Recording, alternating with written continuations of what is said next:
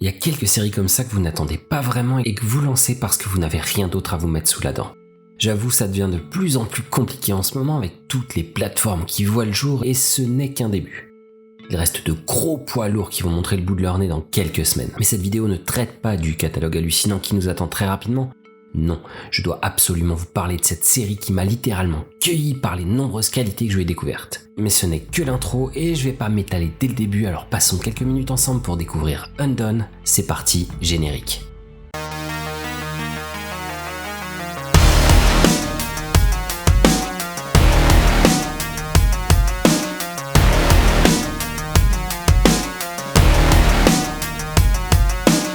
Quand j'ai commencé mes vidéos sur YouTube, j'avais en tête de partager avec le plus grand nombre mes séries favorites et les jeux vidéo qui occupent le peu de temps qui me restait après avoir visionné tous les épisodes. Je vous prépare d'ailleurs une petite série de vidéos sur ma saison de Master League sur PES 2020 avec une mise en scène assez originale si j'arrive à m'en sortir comme ça se présente dans ma tête.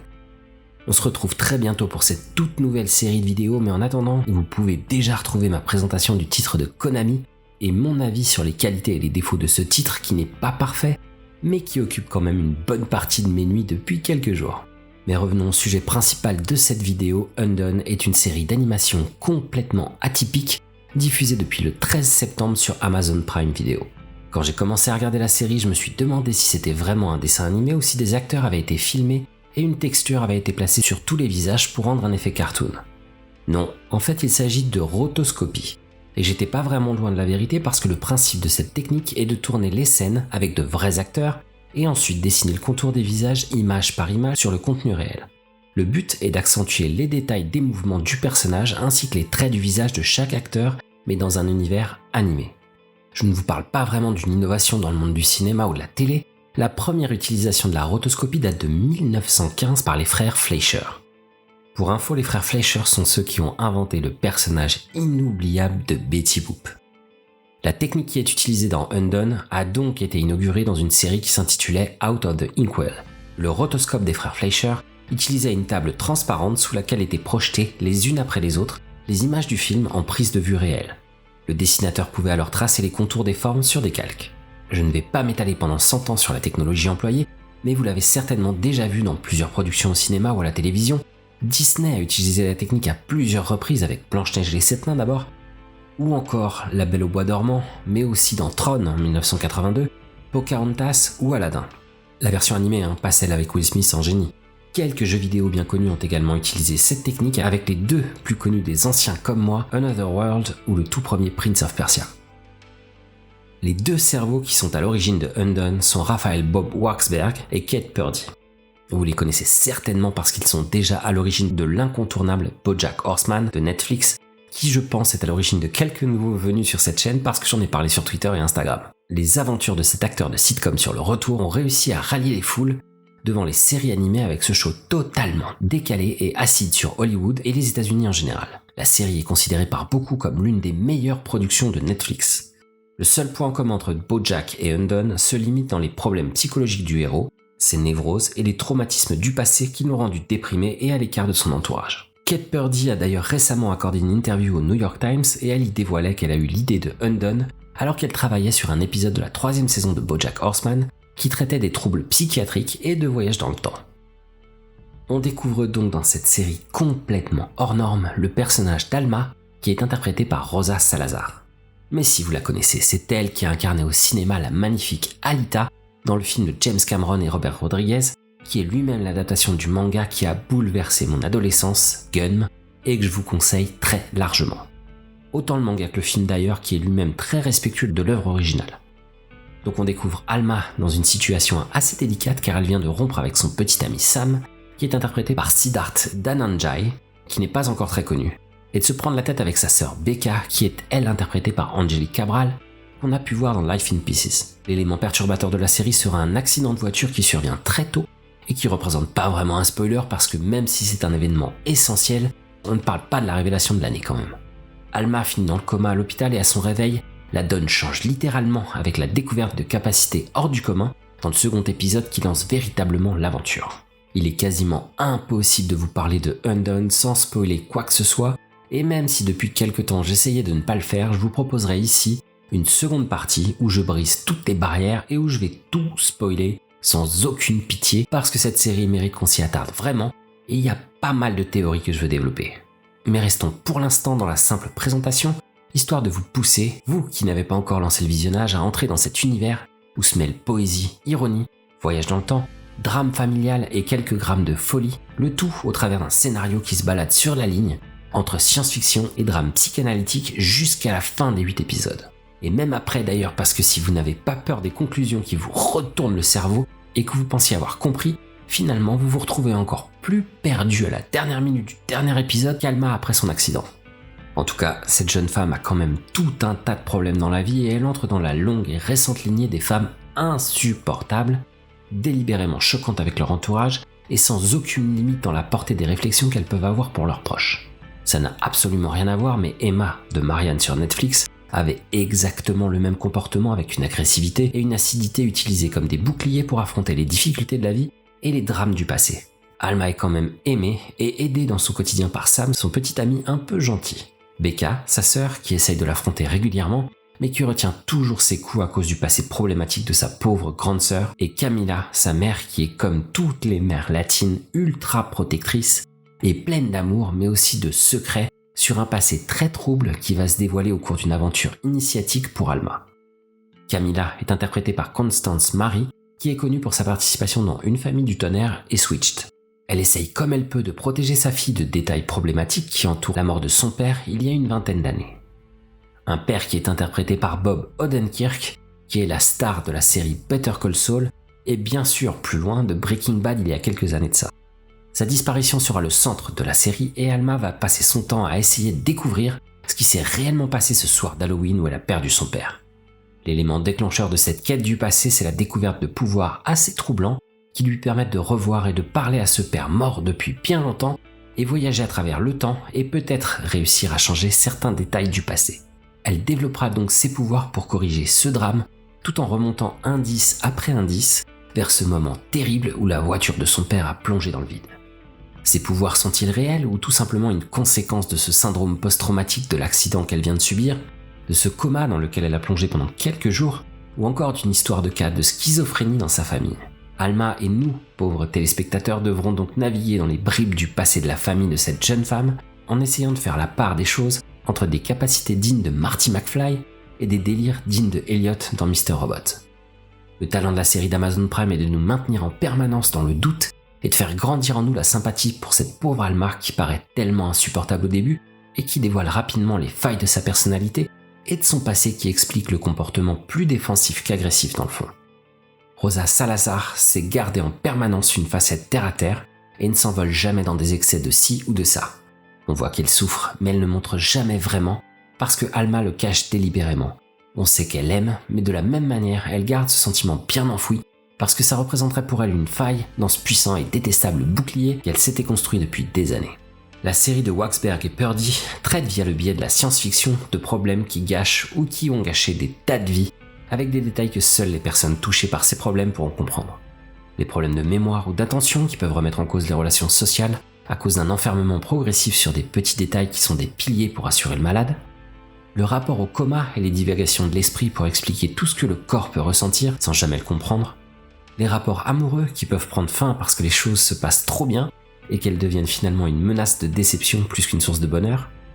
Undone aborde tout un tas de sujets dramatiques via des dessins enfantins pour adoucir les bords et faire passer le message sans jamais vraiment choquer, en basculant plus souvent dans la poésie que dans la folie. On reste toujours dans le mystère sur la vraie nature de ses pouvoirs parce que la série est si bien construite qu'on n'arrive jamais à déterminer si Alma est un super-héros du quotidien ou si elle bascule petit à petit dans cette folie. Bon, vous l'aurez compris, j'ai profondément aimé Undone sur Amazon Prime et je vous invite à aller regarder ces 8 épisodes de 22 minutes dès que vous le pourrez. Comme ça, vous pourrez découvrir mes théories et mon interprétation de ce qui est proposé par les créateurs de BoJack Horseman.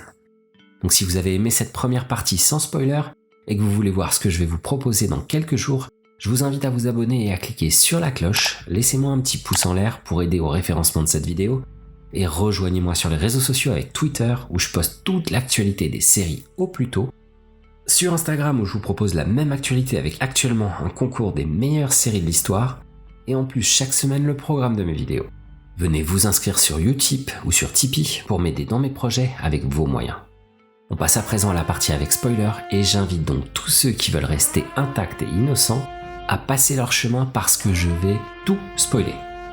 On peut parler plus ou moins de science-fiction pendant toute la première saison de cette série hors du commun. Mais elle n'est pas simplement hors du commun parce qu'elle est bien construite ou parce que le voyage dans le temps s'éclasse. Non, Undone est un jeu d'échecs mental sur plusieurs dimensions.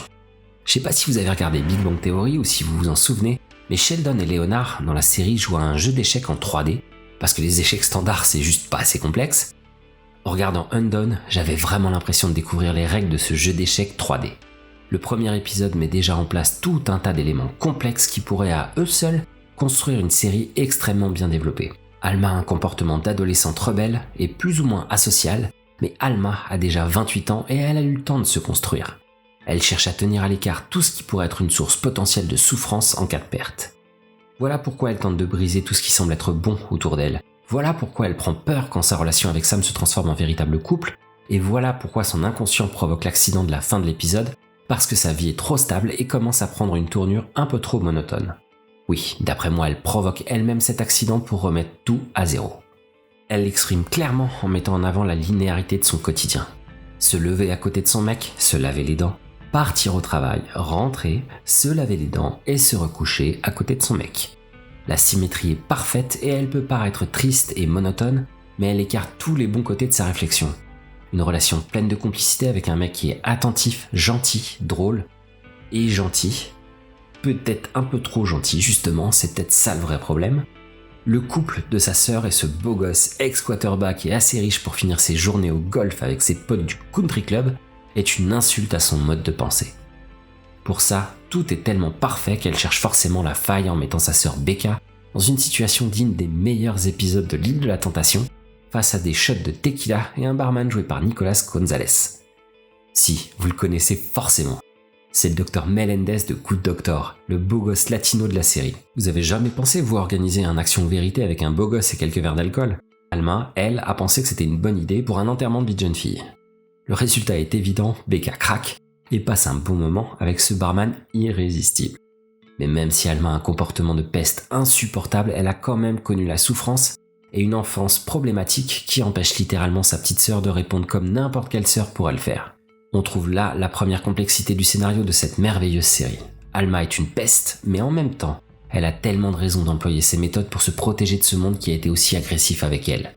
Elle est devenue sourde dans son enfance et a vécu pendant de longues années dans un caisson d'isolement sonore avant de découvrir à l'adolescence les premiers bruits avec un implant auditif qui va littéralement bouleverser son monde. Elle découvre une nouvelle dimension à ce monde qui était déjà suffisamment complexe, mais en plus on décide de la faire changer d'école et d'intégrer un collège normal entre guillemets. Ne parlons même pas de la scène qui introduit la mort de son père. Une mort qui aurait déjà pu être en soi traumatisante pour une jeune fille, mais en plus, elle découvre le drame en ayant été ramenée à la maison dans une voiture de police, après avoir passé des heures seule dans un quartier qu'elle ne connaît absolument pas.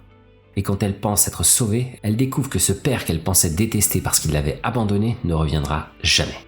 Donc oui, Alma à 28 ans est une peste insupportable, mais ces 28 années ont été globalement assez longues et traumatisantes.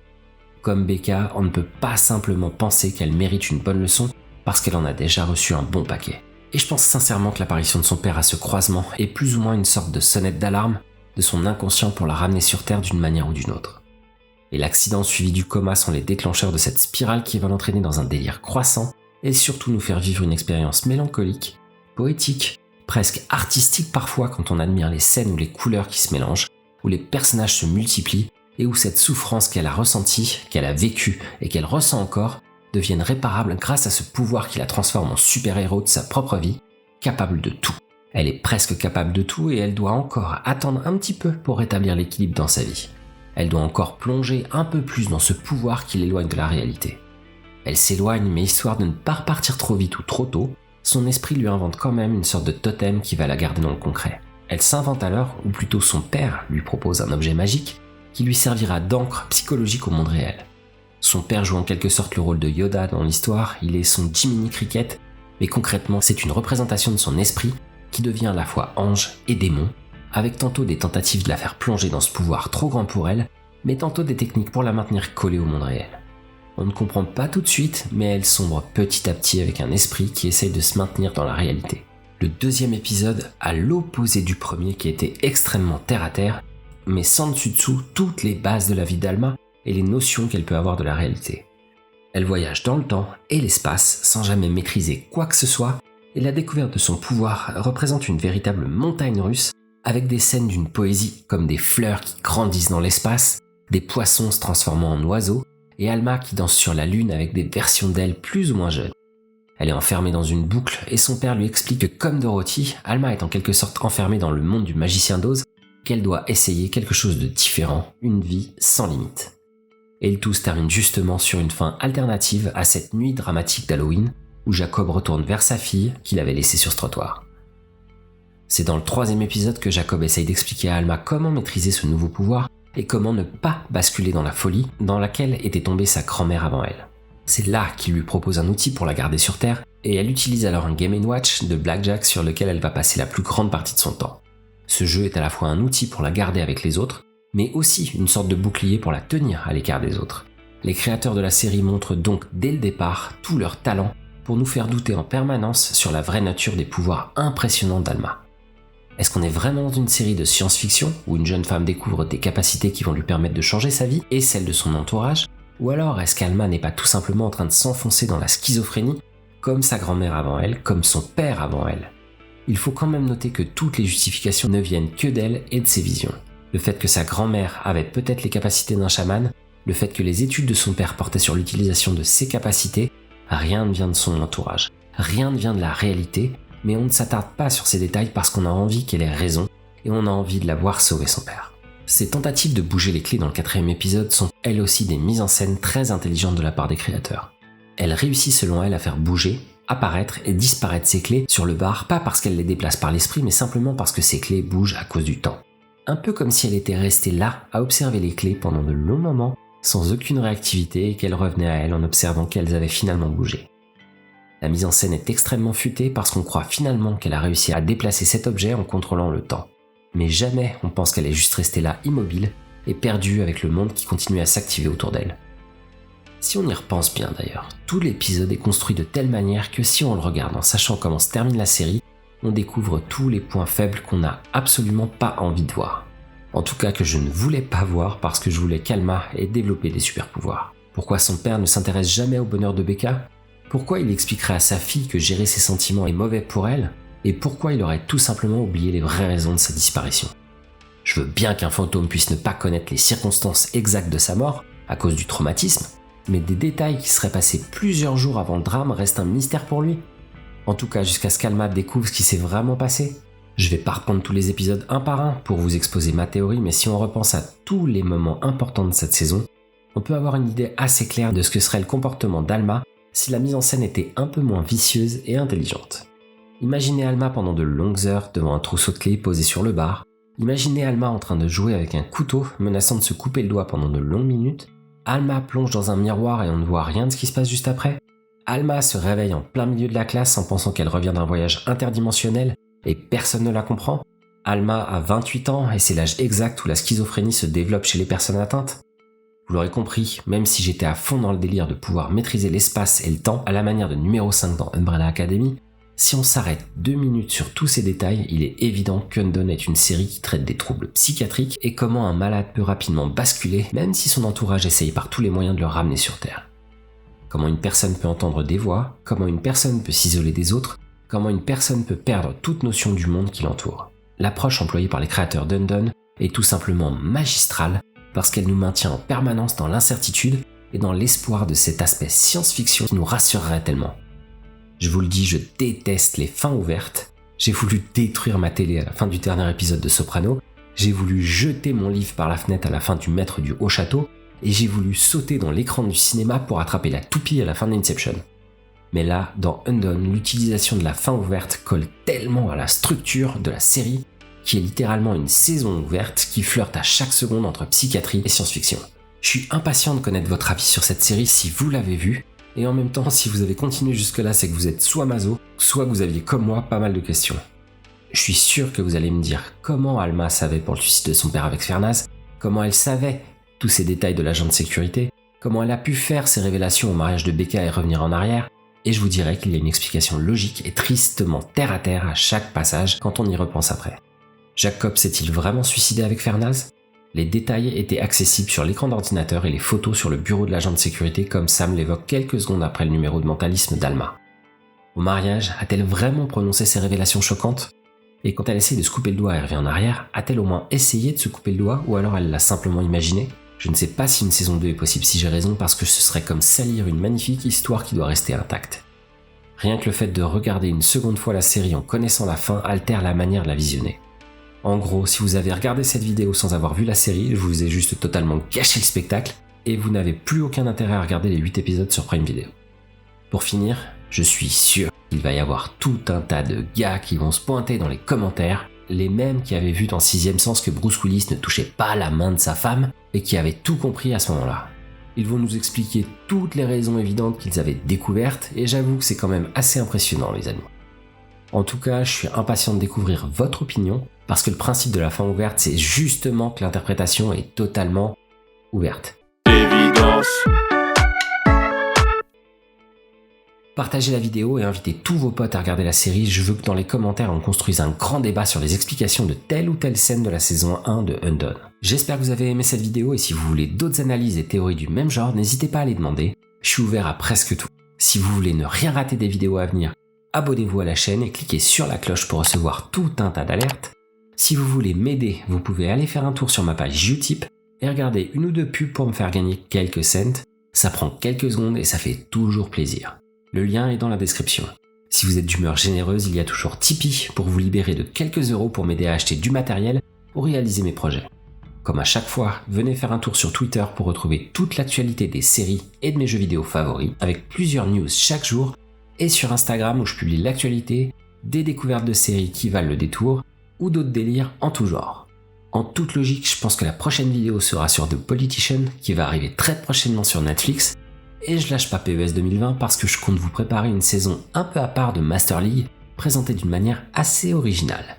Je vous remercie de me suivre et je compte continuer à vous présenter comme je le faisais au départ, mes coups de cœur en laissant de côté une espèce de mission donnée aux youtubeurs de devenir critique en tout genre. Je suis pas critique, je veux vous faire découvrir mes passions et critiquer pour critiquer commencer à me saouler un petit peu. On se retrouve donc dans quelques jours pour une vidéo surprise de The Politician si j'ai trouvé mon compte, ou d'une toute autre série si ça ne m'a pas plu.